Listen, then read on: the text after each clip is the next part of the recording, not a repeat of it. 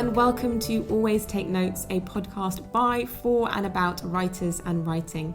My name is Kassia Sinclair and I'm the author of The Secret Lives of Colour that was published by John Murray late last year, and I'm also a design journalist. Hello, my name is Simon and Kassia. I'm writing a book on the recent evolution of the British Army for William Heinemann, and likewise I'm also a journalist.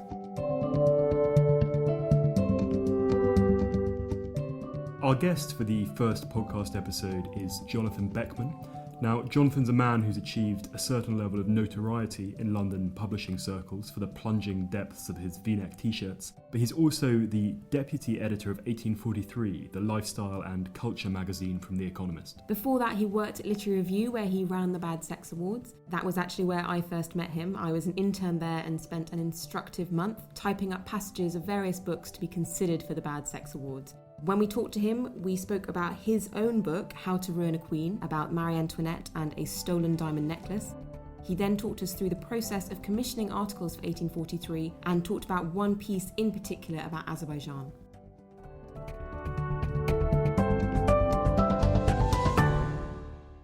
So, Jonathan, can you tell us a bit about your background and your entry into journalism and what you do? I started off a long time ago now on the books desk of The Observer, back when a books desk was actually a desk and it had like an editor, a deputy editor, an administrator.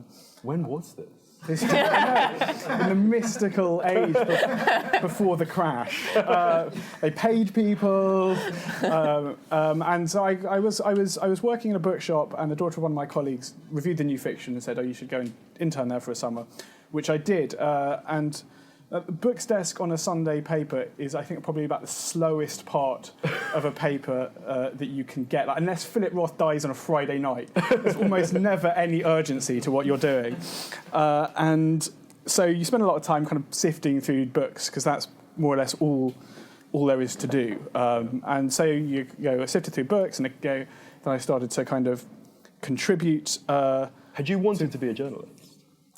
I don't think so. I want to do something with books, definitely. I was definitely more kind of, I got into the idea, once I started reviewing a few times, I was like, this is great. Like, someone's paying me to kind of read a book and then deliver my opinion on it. Little did I realise that's basically no way to make a living at the time. But but it was fun. And then I left university and I thought, I might as well carry on this journalism stuff for a bit. Did an internship at, I think, what was a particularly grim moment in the New Statesman's history, when no one in the office spoke to anyone at all, and that kind of put me off doing serious proper journalism for a bit. And then I was lucky enough to get work experience and get a job at a Literary Review magazine, which is a tiny but very congenial magazine based in Soho, and it's kind of a Dickensian setup in an 18th century building with no central heating. A hole in the floor, kind of Miss Havisham curtains, like an armchair that's basically falling to pieces, piles of books everywhere. It's a film set. And it was utterly idyllic for a while. You sit around, you look at books, you think of interesting people to send it to, then you edit their copy, and you learn a lot. I learned a lot doing that about how to turn copy around, and you basically learn a little bit about a lot of all sorts of subjects. So that's how I started, and it was so enjoyable. I stayed there for 7 years. And what were your different positions or jobs during that? I started off as an editorial assistant on a princely sum of £600 a month, which even then wasn't very much. And then I was assistant editor. Then I was a senior editor. And I was also useful about it was I wrote a book at the same time. Yeah. And obviously, if you work for a books magazine, your colleagues are reasonably sympathetic to the idea of you writing a book and shortening your hours. So I started off on 4 days a week, and I went down to 3 and finally 2 days a week, just so I could get this book out. Had that come out of something that you were looking into while you were at university, or was this a completely new idea? No, I mean, it was a kind of... I like the idea of having written a book, but obviously you've got to go through the process of writing one before then. So I was kind of... the long process of writing one before then. I was scouting around for idea, and I read Simon Sharma's book on the French Revolution, which had a kind of 7-page section, which was about what seemed to me an extraordinary episode just before the French Revolution, when about an enormous scandal when a woman forged letters from Marie Antoinette to convince a randy but gullible cardinal to help her get hold of one of the most expensive pieces of jewellery in Europe, and kind of mayhem ensued that went down to the revolution. And no one had written about this for hundred of years, as far as I could tell. So I thought, I'll do that. I mean, having only GCSE French and no experience of writing a book. Did you have any concern, having written a lot of criticism, of sort of moving on to the other side, like getting onto the pitch? Yeah. On the other hand, if you look at a lot of books, you do realise there are a hell of a lot of bad books out there that get published. But I think I'm sure it's not applied in this room, but I think the one thing you learn is when you edit and write is that there are a lot of people who make a living from writing who simply cannot construct a sentence. To make it coherent. I mean, not even stylish, just basically literate. And somehow they just often make quite successful careers, which to me is consistently extraordinary. So part of me was like, I was totally ignorant of 18th century France. So I was kind of anticipating the TLS review that meticulously picked apart everything I didn't know and kind of misconstrued, which unfortunately didn't happen because I didn't review it. Is that better or worse? Yeah. No, it is. I think you have to. You're always taking a risk. But I think if you're doing any kind of journalism, any kind of popular writing, you're always taking a risk. If you want to master a very small field of knowledge, then you should become an academic, and there's nothing dishonourable about that. But if you're doing something like this and you want to be continually interested in what you're doing, then you're always going to be writing about things that you. And what was the time cycle for your book, from sort of conception of the idea to publication? So I had a kind of very lethargic year of telling myself I was writing a proposal for a book, which I wasn't really. I was just taking a hell of a lot of notes on one book. And then I met an agent who actually seemed to be intrigued by the idea, so kind of speeded up rapidly. And I got a deal shortly afterwards. Unfortunately, I was given 3 years to write this book. My deadline coincided with the Summer Olympics in 2012. And I don't know if you know, there was a big clock in Trafalgar Square that for 3 years always counted down to the Olympics, and also my deadline, which was that on your way into work? Which whizzed past. So they said, how long do you want to write a book? And I was like, I've literally no idea how long it takes to write a book while maintaining a job. And so. From conception to publication, it was probably 6 years in total. 4 of them. I think it's really interesting that you say that. There's a real gap in knowledge about just how long. You're sort of like, well, I don't know. I guess I'll write about this many words per day. Did you have sort of a set, or did you sort of drastically speed up towards the end?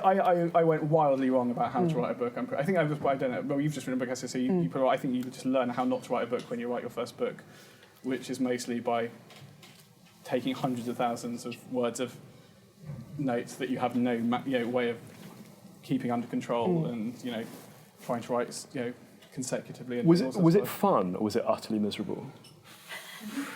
Sometimes it was fun.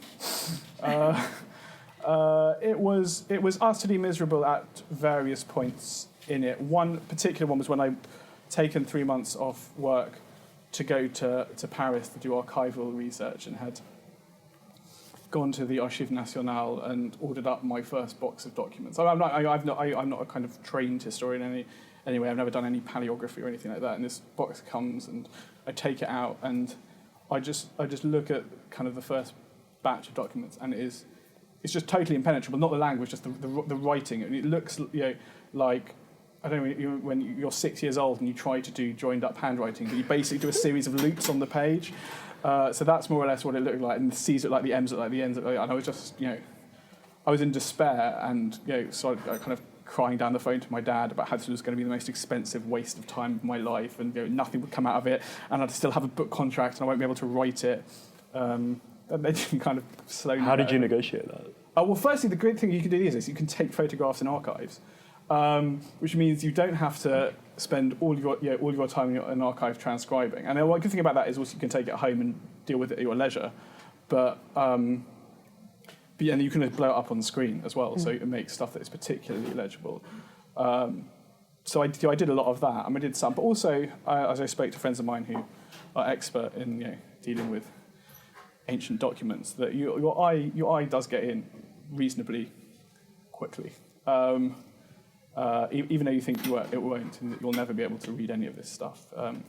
You slowly get to read it. So by the end, one of the someone had written a series of letters to someone in prison in invisible ink, which basically these days it now looks like someone's kind of pissed on the page. It's like slightly fainter stain. But I couldn't make out all of their stuff. But you certainly make out words and bits and pieces, and some of it kind of ended up in the book. So I don't think we've actually mentioned the title of the book. An oversight. Sorry. How to Ruin a Queen.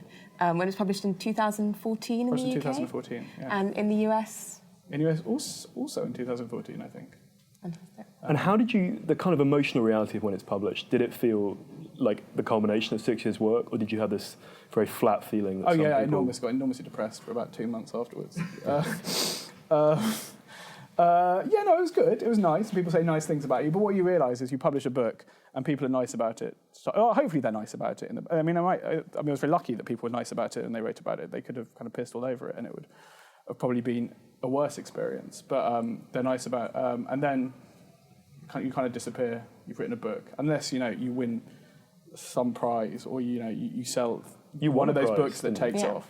Yeah, but a prize that kind of brings you to kind of actually attention of readers, which there are not very many about. Or you're lucky and you write The Hare with the Umber Eyes and sell 1 billion copies. Then you realise that your book is kind of getting lost quite quickly. Before we move on to what you're doing now, it obviously hasn't put you off beginning to think about a second book? Or will you describe it as? Well, it's been 2 years. I'm started writing another book. You haven't rushed into it. Yeah, I think the first thing once you've written a book is great. Oh yeah, I would quite like to do another book, but this time it would be really nice if someone gave me some money for it. Was that one thing we wanted with this event, this podcast, was to kind of delve into some of the muckier, financials and stuff without specifics necessarily. But did you get a kind of substantial advance for this, or? I got £17,500, which I think was for I signed my book 2 years after the financial crisis. Yeah. Basically, the bottom went out with it. People were paying stupid sums of money that they were never going to make back for books before that. Yeah. But then the bottom really fell out, and in a way, being a first-time writer was much better than being a mid-lister with a family and a mortgage who was used to getting £60,000 for a book every 2 years, and then suddenly was told by their publisher they were going to get, 5,000. Yeah. So at least my expectations, I could adjust my life according to what I was good. But I think it was a very reasonable sum of money to give someone who had absolutely no track record, or indeed could speak the language in which the and just for perhaps people sources. Anyone's not familiar as well, book advances, you don't get it all up front. No. So they gave me a bit more. They gave me £10,000 up front, but £10,000 over 3 years, which was supposed to be. Once you've given some money to your agent and some more money to the tax man. Yeah. I think it surprised me how ignorant I was with the advance. I was like, the advance, it comes in advance. It doesn't. No, it really doesn't. But then once you've written the book and the paperback comes out, you go, oh, some of the check just appears miraculously with you not having done work for a year. Can we talk a bit about your current role at 1843, how that came about and what your responsibilities are there? How that came about? I applied for a job there, and I got it, which is rare for me. I've been a literary review for 7 years, and which is a fantastic place to work, but is editing book reviews gets kind of less satisfying after a while. So I was looking for something different, and The Economist was relaunching the magazine that used to be called Intelligent Life as 1843, with a kind of different remit, which is going to be more current and more global and have a much larger readership. So it's effectively a supplement. For some reason, I'm not supposed to call it a supplement because the commercial people don't like me calling it. But I don't understand. I can't really think of a better way to describe it. It's a supplement for economists. It goes to every combined print digital subscriber. Yep. So it goes out 6 times a year to, and it's available on newsstands and to subscribe to separately. And how big is the subscriber base? I don't know. I think it goes about 500,000 people. I think globally. So it's a very global magazine. Only 15% of our readers are in the UK, 45% are in the States. The rest are around the world. The and what was the change of tone from sort of the old style to the new style? What did you want? What was the kind of what kind of voice did you want the new magazine to have? And how is that different from what the Economist culture department does? I wasn't really privy to these conversations because I joined somewhat down the line. I think that it was felt that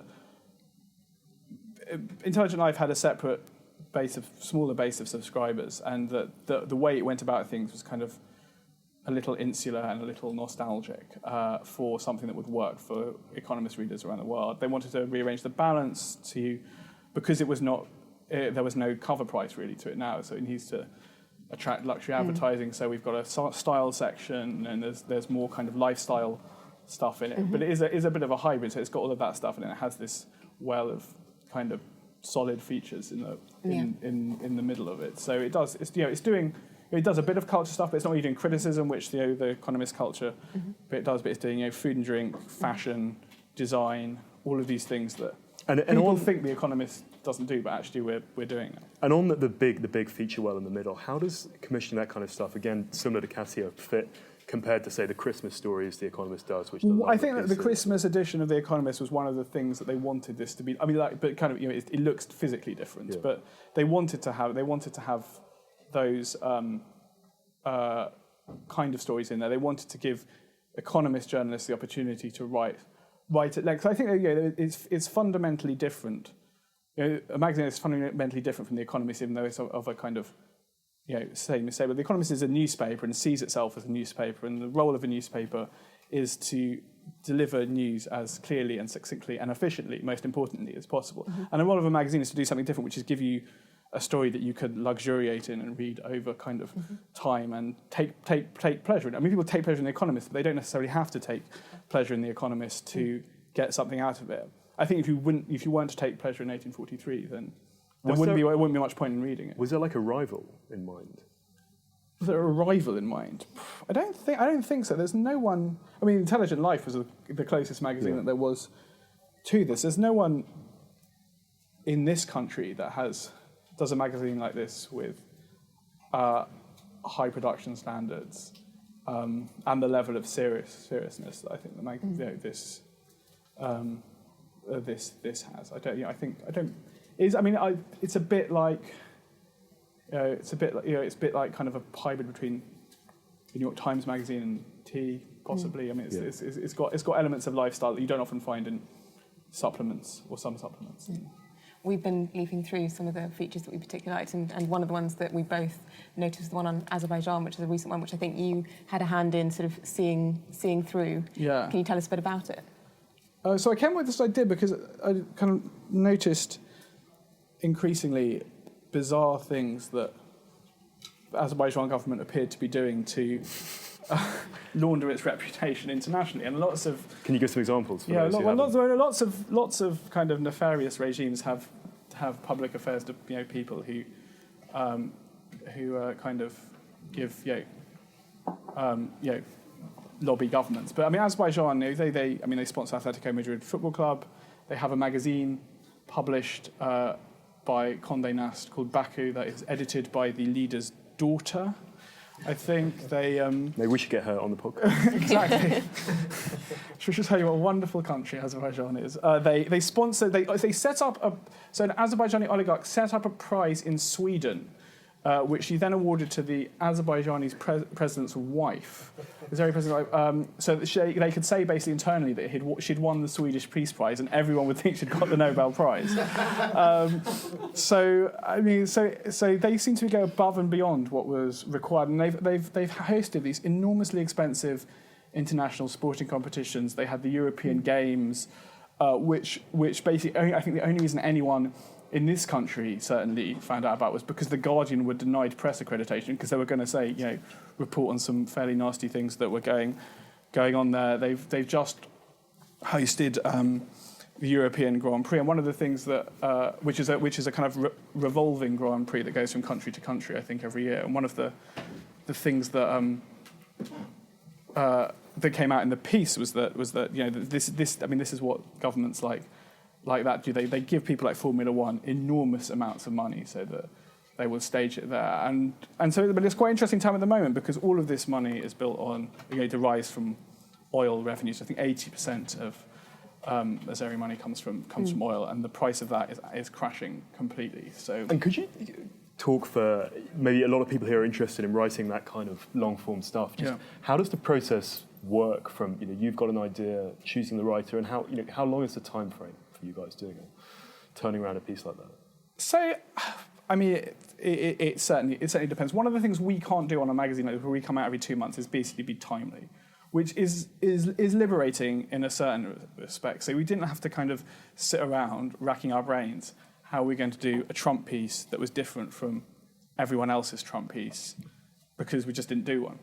Because it was impossible to do one because we never knew what was going. But when we commissioned it, we never knew where anything would be at. 2 months down the line, and then there's enormous. There's a kind of almost a month lag between when we go to close the magazine and it actually comes out. So that is liberating. I mean, that piece took 4 months, maybe 5 months, something like that, and it kind of changed a bit in the middle. So we found out about the Grand Prix, and then we were possibly going to do a piece just about the Grand Prix, and it was a question of whether Matthew, who wrote the piece, is our investigations correspondent, was able to go to Azerbaijan because the FT, for example, had been denied accreditation there. And so he went there and he kind of said, I'm really interested in Formula One. And they seemed to buy it. And then he did a whole amount of research about what's going on. And a piece like that, it takes time to find people who are willing to talk and tell you what's happening. It sounds like you had a very clear idea. Well, the idea sort of originated with you in-house about what you wanted the piece to sort of be about and what you wanted it to say. I mean, how much were you guiding it and how much was it back and forth between what you wanted and what you had in mind and the writer, and how close was that kind of relationship? I think one of the things you're commissioning to do is the platonic idea of the piece in your head will never be the match whatever is delivered. And that's not necessarily a bad thing because it can be, but you think it's going to be this. I thought it was just going to be full of kind of crazy anecdotes about bizarre things that Azeri oligarchs kind of throw their money at.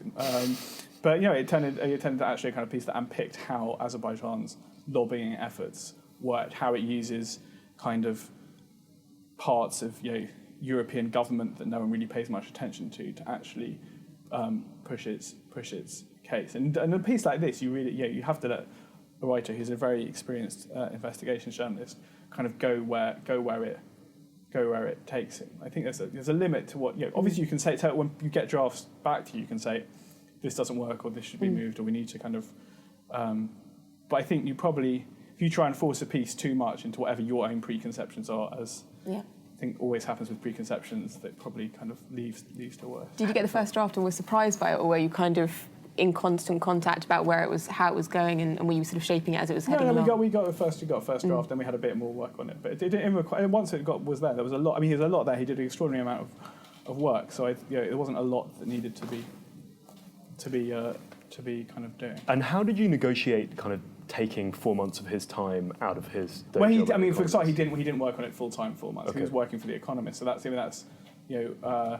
we have this arrangement supposedly that Economist people can either do, I think either they get paid to do pieces for us on their own time, or they can carve out some time that they would be otherwise working on the paper for them. But it's a kind of, everyone's got a job to do on a paper, and that takes priority really. But he did. He wasn't working on it full time. But he was definitely he managed to carve out time here and there to get it done.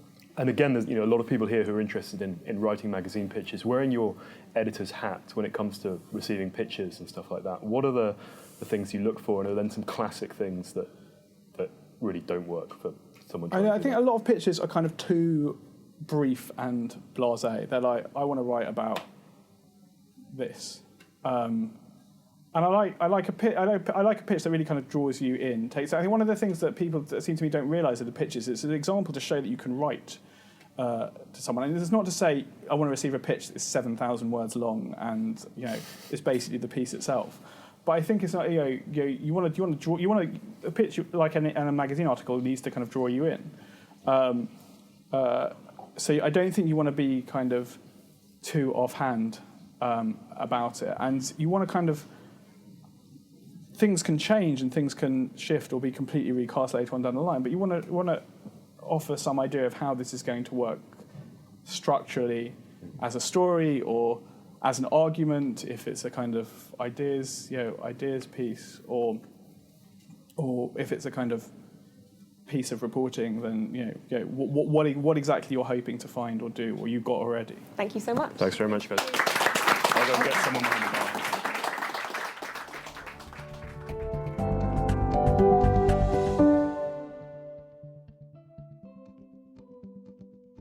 If you have feedback on the podcast, we'd love to hear from you. You can find us at alwaystakenotes.com, or you can tweet to us at takenotesalways. This episode of Always Take Notes was produced by Olivia Cralin, Ed Kiernan and Liz Davies. Music was by Jess Danheiser. And we've been your hosts, Simon Akam and Kassia Sinclair. Thank you so much for joining us, and we can't wait to have you back with us next time.